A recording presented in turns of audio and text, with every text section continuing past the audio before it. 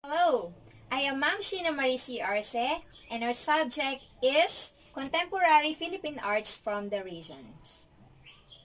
Our topic for today is about artistic skills and techniques to contemporary art creation. So, in this lesson, you will learn the different skills and techniques kung paano kayo makaubuo ng isang art. Okay, before we start our lesson, let us read the objectives. First, extract accurately the required lesson. Second one is synthesize previous learning with new insights. And the third one is identify artistic skills and techniques in creating artworks.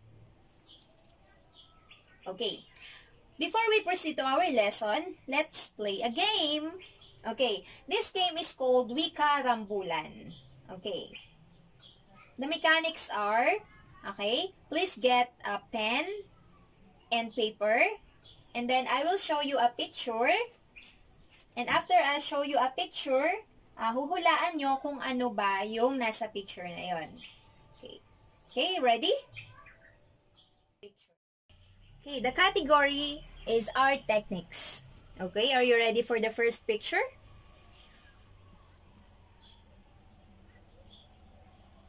Okay, this is the first picture. Okay, did you get the correct answer? Okay, the correct answer is collage. Okay, ready for the second picture?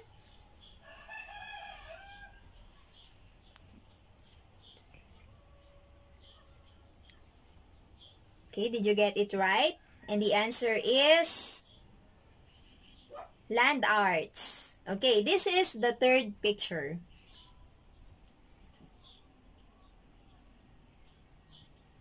Okay, and the answer is graffiti. The next one.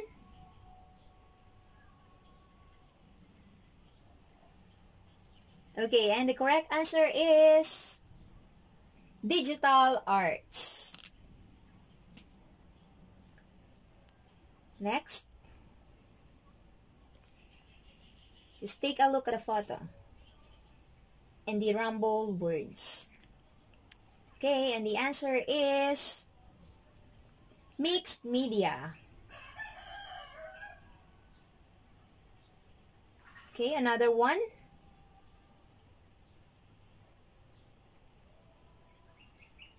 Who got it right? Okay, the answer is decollage. And the last picture.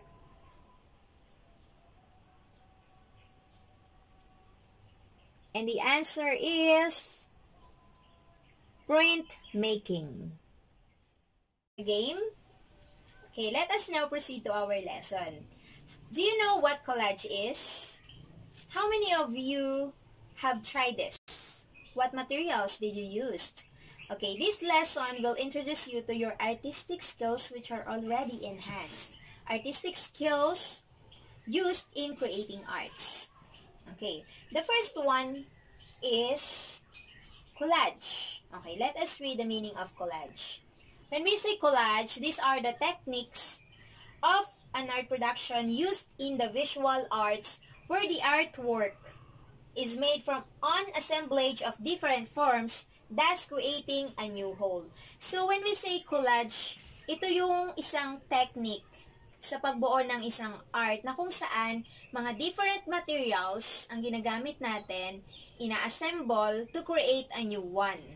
Okay, so what are the materials that used in collage? Okay, so it may sometimes include magazines, okay, newspaper clippings, ribbons, paints, bits of colored or handmade papers, portions of other artworks or texts, or photographs and other found objects glued to a piece of paper or canvas. So, madali lang gawin itong collage. Okay, if we have old newspaper, old magazines, mga pictures na makikita lang sa bahay natin, we can create collage. Okay, so pag Tatagpi-tagpiin lang natin ito like this one. Then, makaka-create ka na ng artwork. Okay. The second techniques is tinatawag na decollage. Ano nga ba yung decollage? So, when we say decollage, it is the opposite of collage. So, when we say opposite, kabaliktaran. Instead of an image is being built up, all or parts of existing images, it is created by cutting, treating away, or otherwise removing pieces of an original image. Okay, in here po sa decollage, meron ka ditong original image. Okay? So, ang gagawin lang dito is you will tear off parts or kinakat mo yung parts to make a new art. Okay. So, it is a French word, decollage. So, ibig sabihin sa English, to take off or to become unglued or to become unstuck. Example of decollage include cut-up technique. Okay, so, yung technique na ginagamit dito is the cut-up. Similar technique is the lacerated poster, a poster in which one has been placed over another. So, kapag na-cut up mo yung isang part, then ilalagay mo naman ito sa ibang part. Okay, to create a new one. So, that is decollage. Or others, and the top poster or posters have been ripped, revealing to a greater or lesser degree the poster or posters underneath. Okay, so this is also an example of decollage. And the third one is graffiti. Are you familiar with graffiti? Okay, when you say graffiti, these are writings or drawings that have been scribed, scratched, or painted illicitly on a wall or other surface, often in a public place or public space. Graffiti range from simple written words to elaborate wall paintings. Okay. So, meron na ba kayong mga lugar na napuntahan na kung saan merong mga nakadrawing sa wall, sa mga nadadaanan nyo? Okay. Ang tawag doon is graffiti.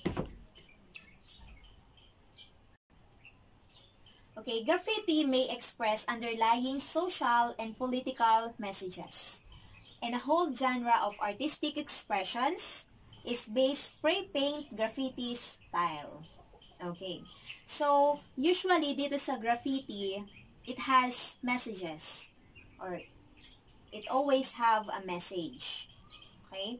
Sometimes ito ay social or political.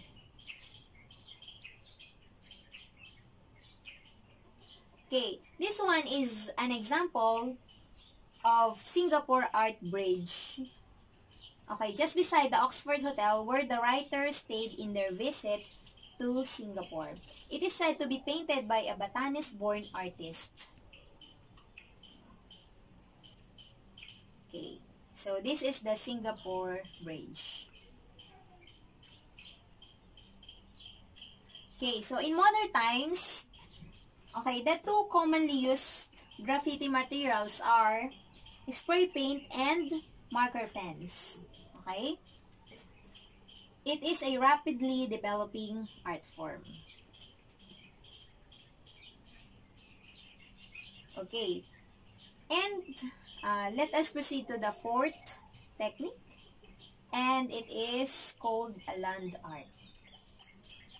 When we say land art, earthworks or earth arts is an art movement in which landscape and the work art are inextricably linked. It is also an art form that is created in nature using natural materials, okay, such as soil, rock, bedrock, boulder, stone, organic media, logs, branches, and leaves, and water, which introduce materials such as concrete, metal, asphalt, or mineral pigments. Okay. Nakakita na ba kayo ng land arts? Okay. So, dito sa land arts, ang ginagamit dito ay yung mga natural materials natin. Kagaya ng lupa, bato, Okay, mga dahon. Branches. Okay? Okay, pwede rin ditong gumamit ng mga concrete, mga metal, asphalt, or mga mineral pigments. Okay. Okay, this picture is an example of a land art. Okay? This one is beautiful. Okay, a sculpture is not placed in the landscape, rather than the landscape is the means of their creation. Often, earth-moving equipment is involved. The works frequently exist in the open, located well away from civilization, left to change and erode under natural conditions. Okay, so in land art, okay, the means of creation here is yung tinatawag natin na landscape.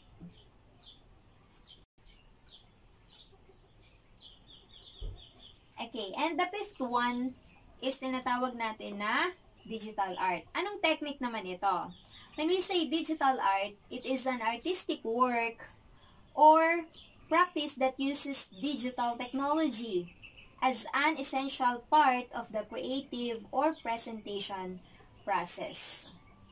Okay, pag sinabi naman digital art, ito yung art technique na kung saan gumagamit na dito ng mga digital technology. Ano ba yung example ng mga digital technology natin? Okay, example, computers, cellphone, yan. Digital art is a term applied to contemporary art that uses the method of mass production or digital media.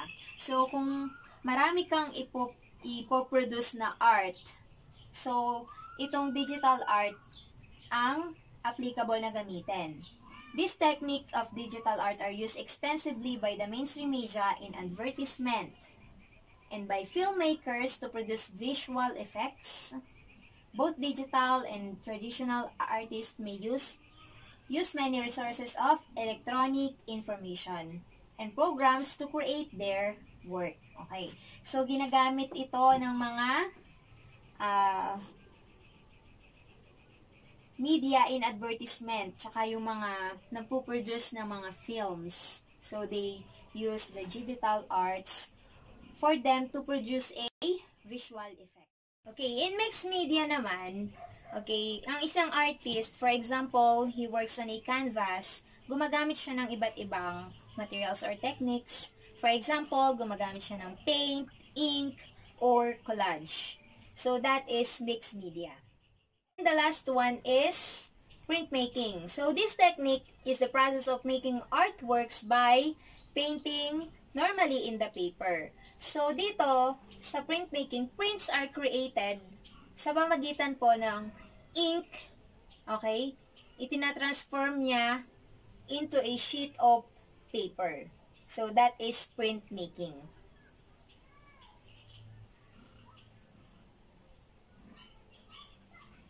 Okay, for your activity, so I will explain, make or create a collage presenting the causes and effects of climate change. So, the materials that you are going to use are pages of colored magazine, paste, scissor, Manila paper, and pentel pen. So, these are the procedures.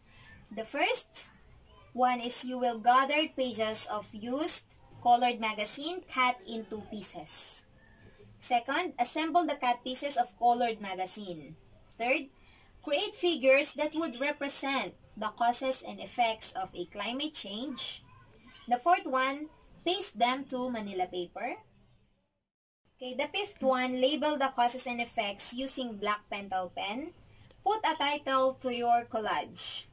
And the sixth one is present your collage. Okay, for gaining insights, okay, you will write your answer on your notebook. Okay, the question number 1, what do you think is the most recent among the techniques mentioned in this lesson? Next, how would you differentiate collage from decollage? Next, where else do you see graffiti? And the last question is, have you seen one land art? What is it made of? Okay? And that is all for our lesson for today. And thank you for listening. Okay, and to summarize our lesson for today, okay, what are the 7 skills or techniques used in creating art? Okay, the first one is we have collage. The second one, decollage. The third one, graffiti. The fourth one, land art. The fifth one, digital art. The sixth one, mixed media. And the last one is printmaking. Okay, so tandaan nyo yung 7 techniques na ginagamit natin in creating contemporary arts. And I hope you enjoy the lesson and you learned something new today. Goodbye!